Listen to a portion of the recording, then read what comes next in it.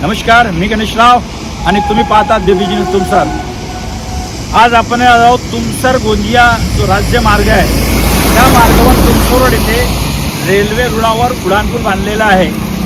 परंतु हा जो उड्डाणपूल आहे हा विवादित आहे, सुरुवातीपासून विवादित आहे। बोलल्या जातो की कुठलाही उद्घाटन न करता हा उड्डाणपूल सुरू करण्यात आला होता।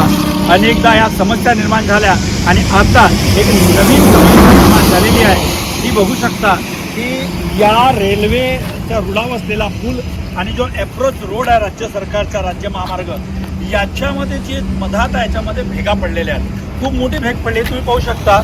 ही जी आहे पहा, हा लोखंड हा वर आलेला आहे। वर आलेला इथून जर गाडी गेली तर कशी अवस्था होईल हे तुम्ही पाहू शकता। या ठिकाणी अनेक गाड्यांच्या वर्दळ असते। हे बघा गॅप कशी वाढली, जे गॅप भरलेले होतं सर्व तुटून पडलेलं आहे, गॅप वाढत आहे। हा वर्दळीचा रस्ता आहे।